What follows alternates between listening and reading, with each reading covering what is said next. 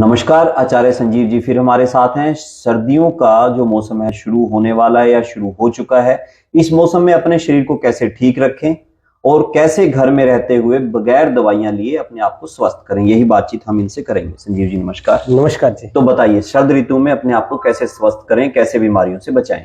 देखिए, आयुर्वेद में जो ऋतुएं हैं उनमें जो शरद ऋतु है उसको रोगों की हरण करने वाली माता माना गया है जी। क्योंकि शरद ऋतु में ही हम अपने शरीर का जो टॉक्सिन है ज्यादा मात्रा में बाहर निकाल सकते हैं। तो हमें इस ऋतु में क्या खाना चाहिए, क्या नहीं खाना चाहिए, किन चीजों का ध्यान रखना चाहिए, हम हर ऋतु में एक लेख लिखते हैं। अपने व्हाट्सएप पे जो भी जुड़े हुए हैं उन सबको वो लेख भेजते हैं डिटेल में, जिसमें एक एक चीज का विवरण है। हम वीडियो में थोड़ा थोड़ा मूल चीजों को लेते हैं। हमें जो दलहन है, जो दालों में हरे मूंग, मोठ और चने, ये दालें लेनी चाहिए। और दूसरा, हमारे जो तेल है, जैसे आपके हरियाणा में सरसों का ज्यादा रहता है, प्रचलन रहता है जी, तो इस तेल का उपयोग करना चाहिए। और इस ऋतु में होता क्या है, लोगों को ये लगता है कि इसमें सर्दी ज्यादा शरीर में लगती है जी, तो कफ बढ़ता है, लेकिन पित्त के कारण सबसे ज्यादा प्रॉब्लम होती है। अच्छा, लोगों को तो ये महसूस होता है कफ बढ़ गया, पर जो असल में पित्त की वजह से पित्त के रोग ज्यादा होते हैं। जी जी। और होता क्या है, हम बाहर से भी ढकते हैं अपने शरीर को, अंदर से भी कोई जैसे अलसी खा रहा है, कोई अलग अलग क्षेत्रों के हिसाब से बनाते हैं, चूर्ण बनाते हैं दूध के साथ, अपने आप दूध के, हमारे उसको अपनी भाषा में बोलते हैं गर्माहट वाली चीजें लेते हैं सारी। और पंजाब में उसको बोलते हैं, कुछ एक नाम देते हैं, जो साल में एक बार बनाई जाती है, घी बादाम पंजीरी, कोई पंजीरी बनाता है, कोई गोंद बनाता है, तो वो तो गर्म होता है जी। मतलब पंजीरी बनती है वो गर्म होती है, तो अंदर से भी हम गर्म होते हैं और बाहर से भी गर्म। तो फिर हमारे शरीर में जो कि पित्त के विकार हैं बहुत ज्यादा निकलते हैं। तो हमें सम रखना चाहिए। और परमात्मा की व्यवस्था है कि इस ऋतु में गाजर भी देते हैं और संतरा भी देते हैं, दोनों ठंडे होते हैं। ये बात भी सही है। तो हमें उसका समता बनाए रखना है। अगर हमें पित्त को बढ़ाने वाली चीजें जरूरत है शरीर को, क्योंकि बाहर ठंडा है, तो उसके साथ ये भी लेना निरंतरता के साथ जरूरी है। और पानी का विशेषकर महत्व रखना चाहिए। इस ऋतु में अक्सर लोग पानी एक गिलास पीते हैं, पूरा दिन पानी नहीं पीते। आप भी हमें कुछ देर बाद पानी जरूर पिलाएं जी। 1 घंटे के बाद पानी जरूर पीना चाहिए। और अगर ठंडा पानी नहीं पी सकते तो थोड़ा गुनगुना कर लो, गुनगुना नहीं पी सकते तो थोड़ा उसके अंदर कोई ना कोई रस, कोई ना कोई फल का आप डाल लो। और अक्सर बुजुर्गों को भी ये समस्या रहती है, तो उनको एक खट्टा फल इस ऋतु में बहुत जरूरी है।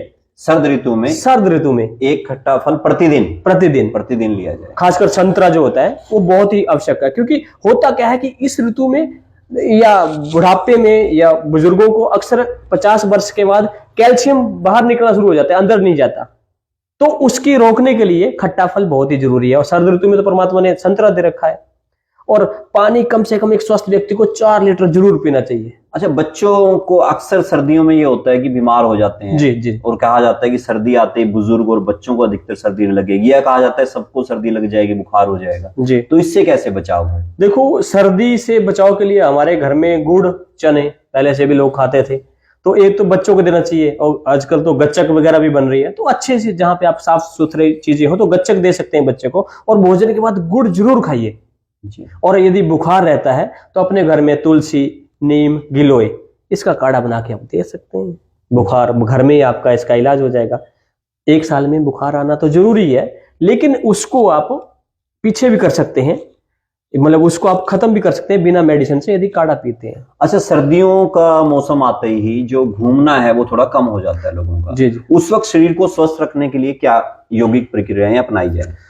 उसमें जैसे सबसे ज्यादा तो कपालभाति प्राणायाम में कपालभाति प्राणायाम और सूर्य नमस्कार, जो 12 सूर्य नमस्कार स्वामी रामदेव जी टीवी के ऊपर भी बताते हैं, रेगुलर बताते हैं। तो वो सूर्य नमस्कार यदि व्यक्ति करता है, बच्चे करते हैं, तो उनको ठंड कम लगेगी जी। ये ठंड से बचने के लिए अच्छा तरीका है। और शाम को भोजन के बाद थोड़ा टहलना चाहिए, खासकर तुरंत सोना नहीं चाहिए, क्योंकि ठंड लगती है।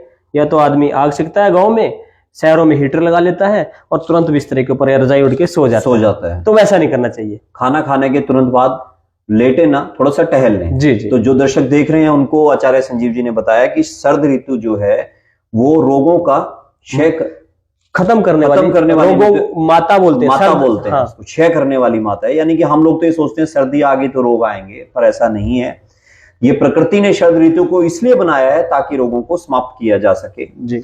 और अगर हम लोगों को स्वस्थ रहना है तो एक व्यवस्था बनाएं अपनी और इसके नियमों का पालन करें, जो प्राकृतिक चिकित्सा है, जैसा आचार्य संजीव जी ने बताया। अगर आप और भी इसके बारे में जानना चाहते हैं तो इनका व्हाट्सएप नंबर है, उस पर आप व्हाट्सएप कर सकते हैं। जैसे हम सब, आपको मैं रोकना चाहूंगा, जैसे हम हर ऋतु के लिए बनाते हैं, एक लेख बनाते हैं, क्योंकि हम सबके पास नहीं पहुंच सकते जी। अगर आप वो लेख हमें दे देंगे तो हम डाल देंगे जी, और जो यहाँ जुड़े हुए हैं वो उसको देख लेंगे जी। उसमें फिर तो ये थे आचार्य संजीव, जिन्होंने हमें बताया कि किस तरह से शरद ऋतु में हम अपने शरीर को स्वस्थ रख सकते हैं और रोगों से बच सकते हैं।